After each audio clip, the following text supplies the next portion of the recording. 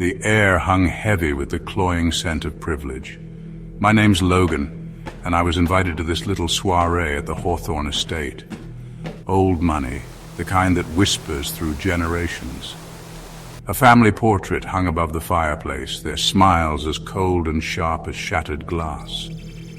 The invitation itself was an engraved monstrosity delivered on a silver platter, as if their wealth could mask the rot beneath. Tonight, the shadows seemed to stretch further, the silence a living, breathing thing.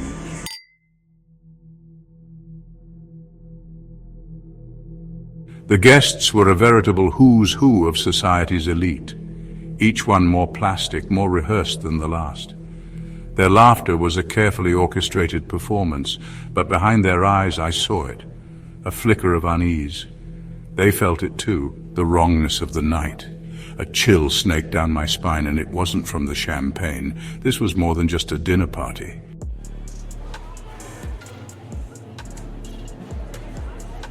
The dining room was a testament to their obscene wealth. Crystal chandeliers cast long, dancing shadows across the walls adorned with priceless art.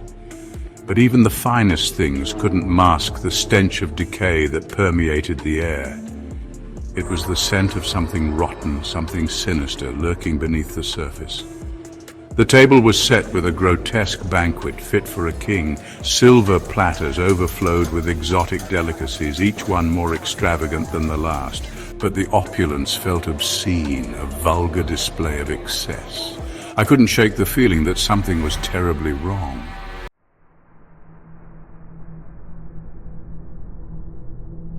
The doors swung open, revealing our mystery guest, a woman, striking, elegant. She moved with a dancer's grace, her eyes like smoldering embers in the dim light. A hush fell over the room as she entered, her presence demanding attention. She wore a scarlet dress, a splash of color against the suffocating darkness of the manor.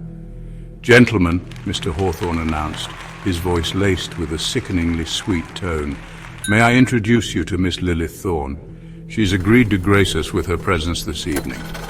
Tonight the devil wore a red dress."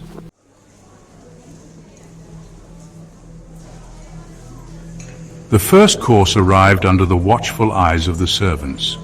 Oysters, plump and glistening, nestled on a bed of ice. The aroma of the sea filled the air, a stark contrast to the suffocating atmosphere of the room. Around me the guests ate with feigned enthusiasm, their forced laughter echoing in the cavernous space. I watched Lilith. She ate with a sensual grace, her lips curving into a knowing smile as she savored each bite. There was an animalistic quality to her movements, a primal hunger that lurked beneath her polished veneer. She was a predator. Of that I was certain. I knew then that I was in over my head, but I couldn't tear myself away.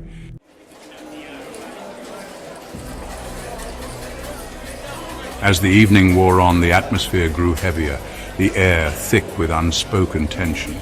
The guests, their faces flushed with wine and false cheer, were beginning to show cracks in their carefully constructed facades. A nervous laugh here, a furtive glance there. They sensed it too, the storm brewing beneath the surface. A lull in the conversation descended upon the table. A silence so profound it felt like the entire world was holding its breath.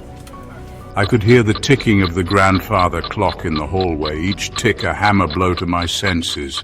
This was it. I could have, I really wasn't sure. The anticipation was thick enough to choke on.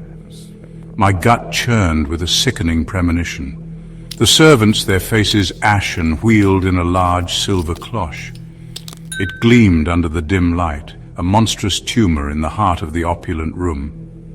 Hawthorne, his eyes gleaming with a disturbing light, gestured towards the cloche. The head servant, his hand trembling, slowly lifted it. A wave of nausea washed over me. The stench hit me first, a metallic, putrid odor that turned my stomach. This wasn't a meal, it was an abomination.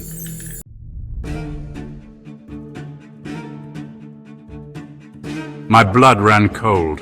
The man on the table, his face contorted in silent agony, tried to scream. but his lips, sewn together with thick, coarse thread, only allowed for a muffled whimper, a strangled cry for help that died in his throat. Lilith, seated beside me, leaned in, her lips brushing against my ear. Her voice, a seductive whisper against the backdrop of horror, sent shivers down my spine. "Exquisite, isn't it?" she purred, her eyes gleaming with a perverse delight. "The freshest ingredients make all the difference."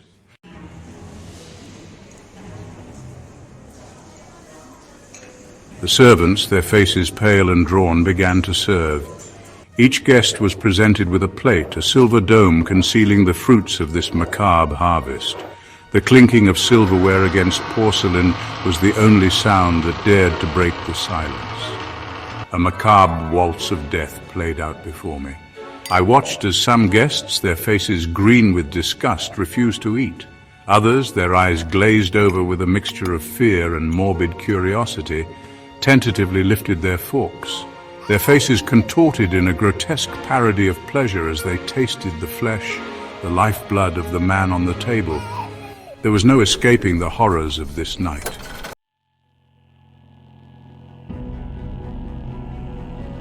As the gruesome feast reached its climax, a sense of unease settled over me. A primal fear, raw and visceral, warned me that this was no ordinary dinner party. This was a ritual, a sacrifice, and I, unwittingly, was a participant. A blood-curdling scream, raw and primal, ripped through the air. It was Lilith. Her eyes, wide with a mixture of terror and ecstasy, stared at something behind me. Her hand, clutching at her throat, revealed a single crimson rose, its petals stained a sickening black. Tonight we were all players in the devil's game.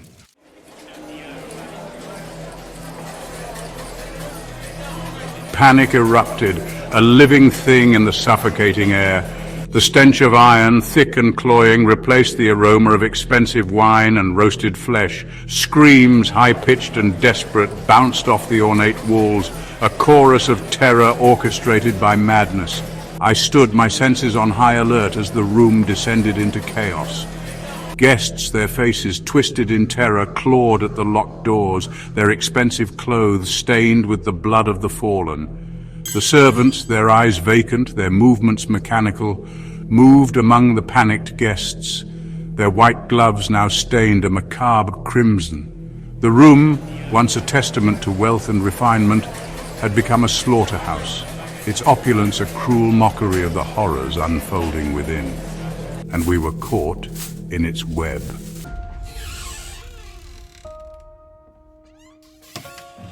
A guttural growl, primal and filled with rage, echoed from the far end of the room.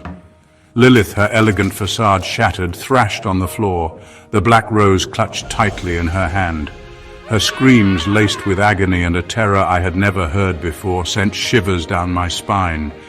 The guests, their attention momentarily diverted from their own terror, stared in morbid fascination as Lilith's body contorted, her limbs twisting at unnatural angles. Her screams reached a fever pitch, then abruptly ceased. A hush fell over the room, broken only by the ragged gasps of the horrified onlookers. Lilith lay still, her body a broken doll discarded on the blood-soaked carpet. It was a reckoning.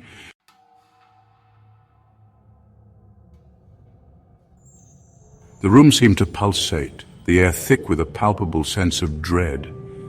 The man on the table, his lifeblood spilled out onto the silver platter, was no longer the focus of our terror.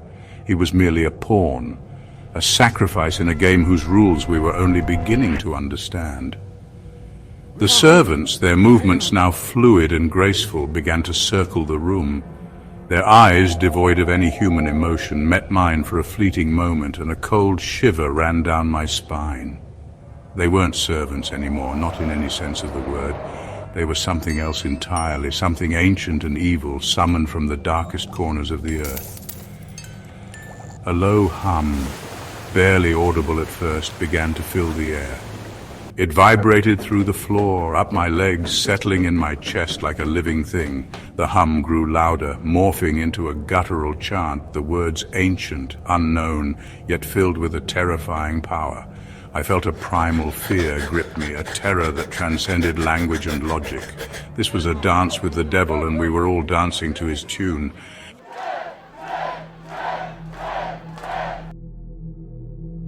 The chanting reached a fever pitch, the air crackling with unseen energy. I knew we were on the precipice of something truly horrific. This was the time to survive. I scanned the room, searching for an escape, my heart pounding. The doors were locked, the windows barred. We were trapped, but I refused to be a victim. My eyes fell on a heavy, ornate candelabra. I raised my gun, took aim, and fired. The chandelier crashed down onto the table below. All that mattered was escape. I smashed through the French doors, splintering wood and shattering glass. I stumbled out onto the lawn, gasping for air. I ran until the house was a distant nightmare. The terror of that night would forever be seared into my memory.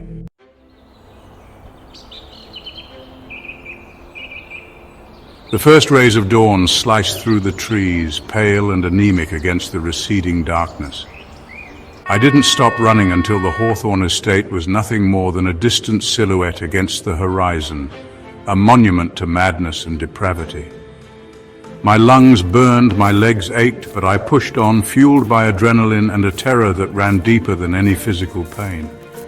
The world around me felt alien, the chirping of birds and the rustling of leaves a jarring contrast to the horrors I had witnessed. I stumbled through the woods, my clothes torn, my hands scraped raw, a fugitive fleeing a nightmare. But the nightmare I knew was far from over. It lived within me now, a dark passenger I couldn't shake. The image of the man on the table, his eyes pleading, his screams muffled by the crude stitches, seared itself onto the back of my eyelids. The sound of Lilith's final, blood-curdling scream echoed in my ears, a constant reminder of the darkness that lurked beneath the surface of the world. I had seen the face of evil, and it had left its mark on me, a brand that would forever set me apart from the rest of humanity. I was no longer who I was before that night. The man I was, the man I thought I was, had been consumed by the flames of that infernal feast.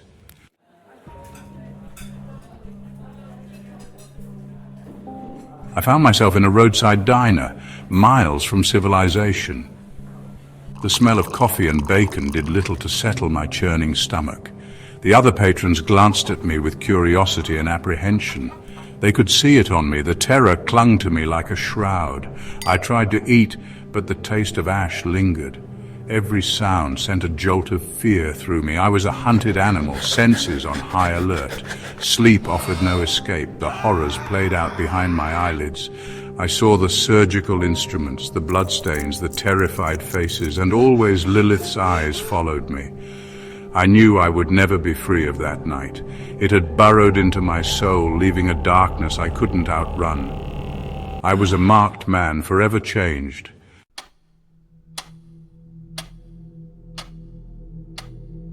Days turned into weeks, weeks into months. The physical scars healed, but the memories, the nightmares, lingered. I tried to drown them out with whiskey and work, but the darkness always found a way to seep back in, a constant reminder of the fragility of sanity. The authorities, of course, dismissed my story as the ravings of a madman. There were no survivors, no witnesses, no evidence of the horrors that had transpired within the walls of the Hawthorne estate. The house itself burned to the ground a few days after my escape, a raging inferno that consumed any trace of the evil that had festered within. But I knew the truth. I had seen it with my own eyes. The Hawthornes, Lilith, the servants, they were gone, consumed by the darkness they had unleashed. But the evil I feared lived on. It lurked in the shadows, waiting for its next opportunity to feast on the souls of the unwary. And me? I was left to pick up the pieces of my shattered life, forever haunted by the ghosts of that infernal dinner party. The dinner party that never truly ended. It lingers in my every waking thought, a chilling reminder that some doors are best left unopened, some appetites best left unsatisfied. For the hunger for such darkness once awakened, can never be truly satiated. It can only be endured.